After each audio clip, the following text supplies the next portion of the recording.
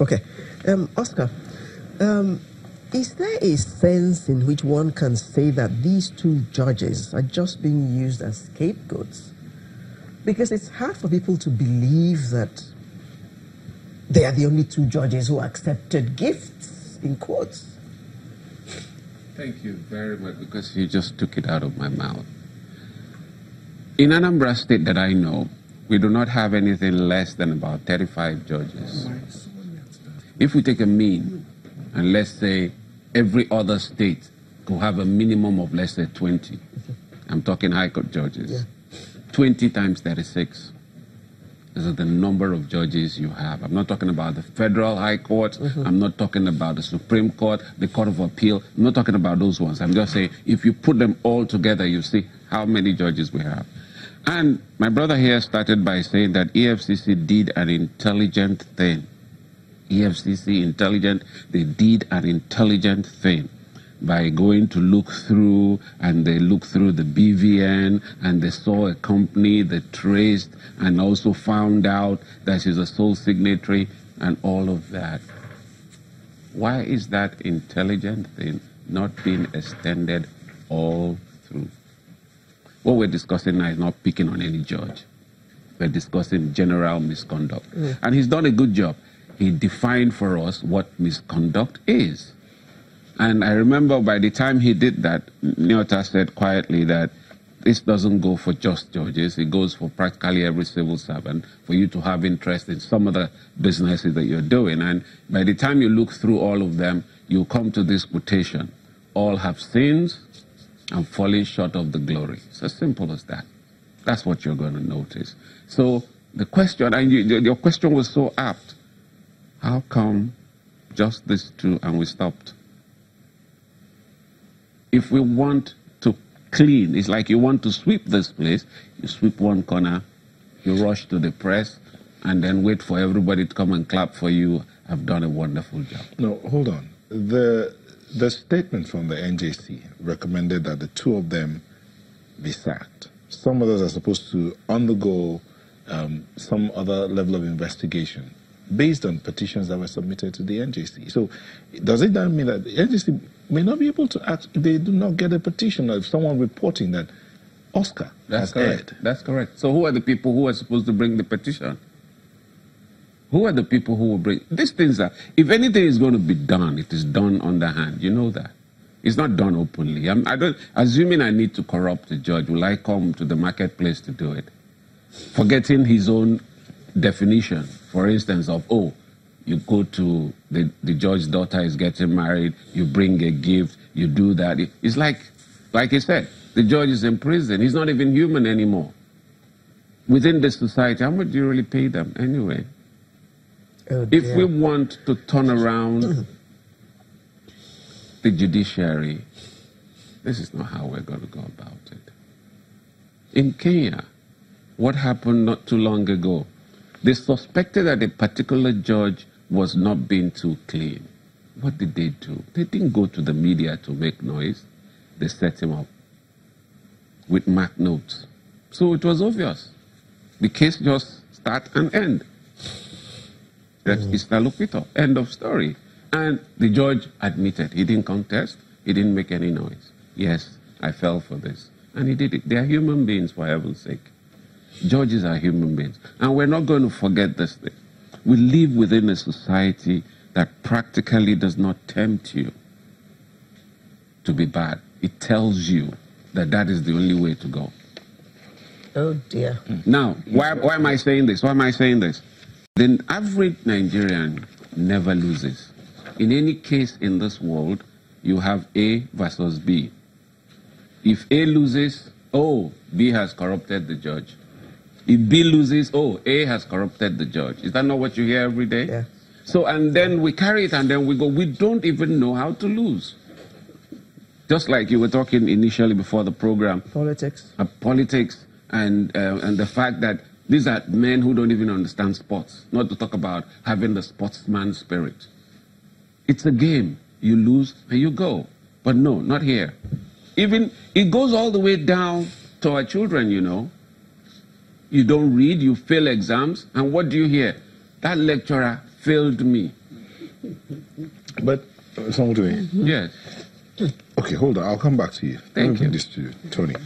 So he made a statement. Says we live in a society that doesn't tempt you to be corrupt. Actually, It tells you to be corrupt. Yes. Now the judge is supposed to be above either of these two, the temptation and the telling. So why But would he's the also judge? in Nigeria. He's also Nigerian. So the question is, hold on. I don't think any judge is forced to be. In other words, so you accept that job, Yes. you are saying, I am above this. What do we do? How many policemen do you pass by on the road who will tell you, when they look at you and they think they cannot harass you, Oga, your boys are on the road. Oga, you can see the sun. They saw all those before applying to join the police force. So in other words, So let's leave you're that still out. blaming the Now, society? of course, the Nigerian society is to blame. We just can't run away from that. If you take it from the very beginning, what is causing the complaint?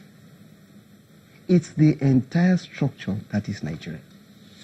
And I would want to look at this issue from the point of, this is where we are. How do we get out of it? Because until we begin to think solutions, we'll continue to complain.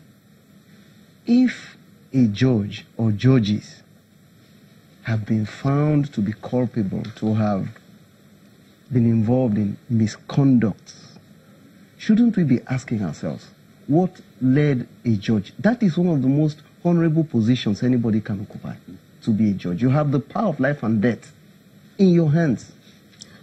For you to be tempted by such little things as going to be involved in a business, might it not be because you don't want to be corrupted? And so, since your little income cannot fend for your family in this madding crowd of Nigeria, you want to do something by the side which will supplement your income without committing any illegality. Might that not be the reason? Rather than sit pretty as judge. But you and also wait. know that the code of conduct forbids you. We know. Now, that's why we are not excusing them. We are only asking questions to see if we can get out of this quagmire. Now, looking generally at who a judge should be, you want to ask yourself, looking generally at who a judge should be, can that judge be judge in this Nigeria?